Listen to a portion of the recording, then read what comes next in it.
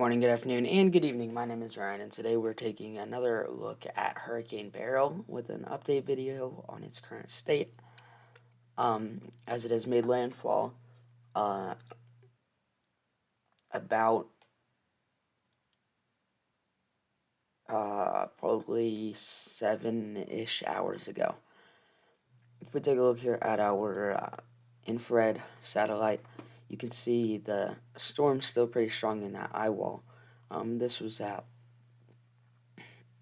earlier this morning, and you could see as we push through the morning, as it's moved through, you could see that eye wall starting to weaken as it expands larger instead of staying close together.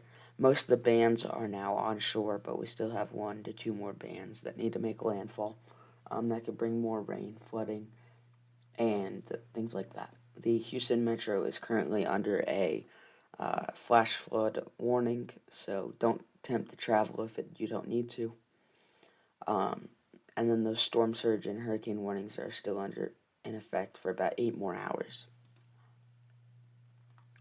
If we take a look here at the National Hurricane Center, you can see the risk of flash flooding is moderate all the way into Arkansas and parts of Oklahoma, all the way through northeastern Texas, including the Houston Metro. This hurricane is expected to last all the way, or not.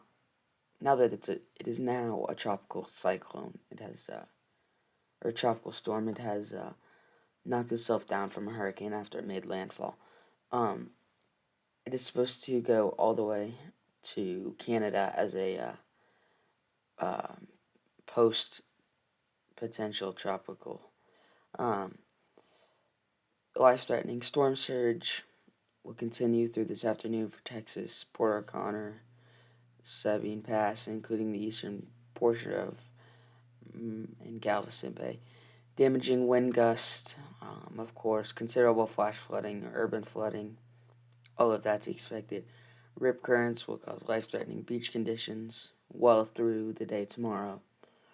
And then if we take a look here at our, so now that the storms come through, we're now looking at a tornado risk for today.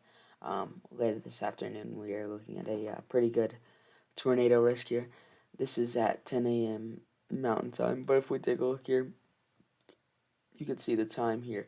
This is in Mountain Time, so just add an hour for Central Time. But as you can see, as it moves through, you can see these little cells that are off in the back end around 3 or 4. You can see those are there. That's when we'll have that best tornado risk. That'll go through the evening. We'll make sure to keep an eye on that, maybe go live if need be. We will also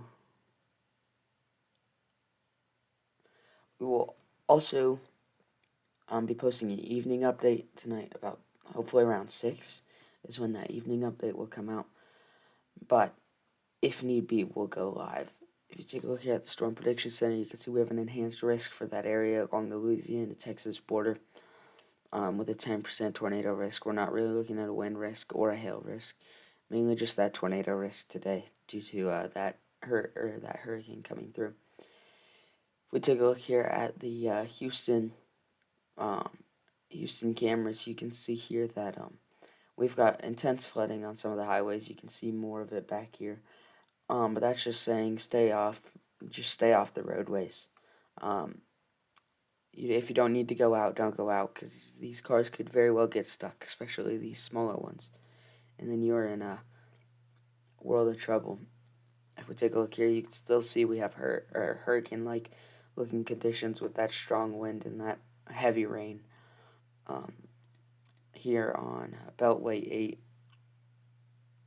west of Houston Metro. Then if we take a look here at our current radar, you can see these light octagons are the current wind fields. So just east of Austin, we're still seeing some winds. Smithville, Lexington, y'all are going to see some winds. As I said earlier, these tropical storm warnings and storm surge warnings will continue well through the evening or afternoon hours. You can see the eye wall is just to the northwest of Houston currently. Right here is where we have that eye wall. If we take a look, you can see we already have a tornado warning. Nothing much on it. But you can see this will continue spinning, as you can see the track here. We'll take it right through Louisiana, right through Little Rock.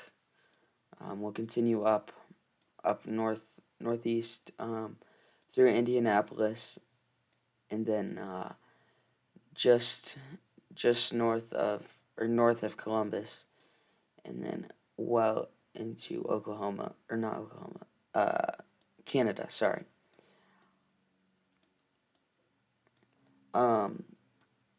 This storm it's possible that it's still producing hurricane force winds, but it's not likely anymore. We're more looking at tropical storm force winds for the rest of the day, evening. But with that, the risk for flooding and all of that still stands well into the evening, well into the night, and most likely into tomorrow morning. You can see we still got this band to make landfall and possibly this band to come on land. But that'll just bring more wind and more rain. It shouldn't bring stronger winds. That's what I should say. If we take a look, let me see if I can find any pictures of the current condition of along the coast.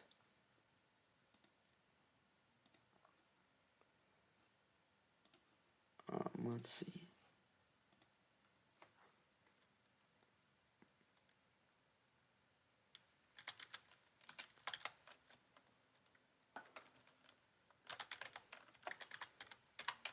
Give me 1 second. Like I said, if we do need to go live, we could possibly go live later, depending on the conditions.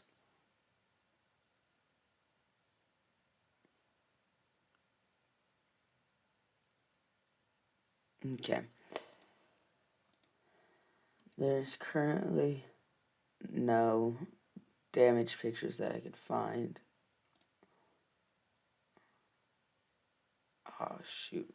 Hold on.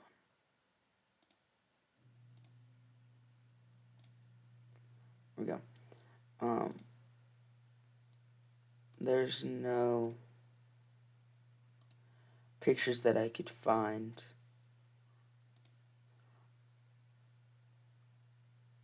But we are looking at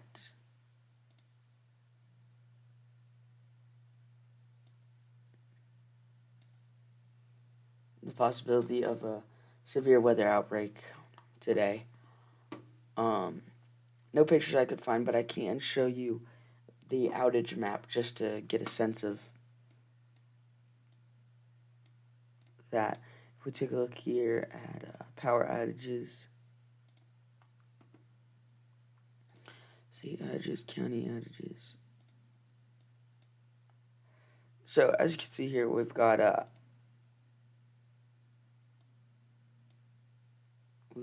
let's clear off our map here.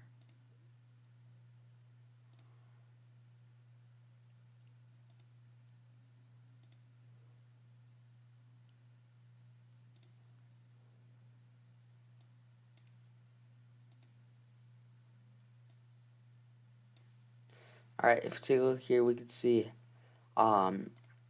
cities currently without power are in these red areas.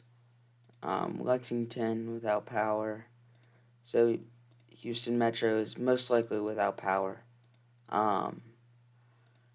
The flash flood warnings, they're measured 4 and 7 inches of rain with additional up to 1 inch of rain coming.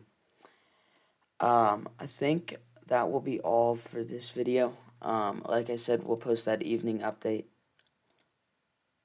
If need be, we will go live later this evening or this afternoon. But thank you for watching. If you could like and subscribe, that'd be greatly appreciated.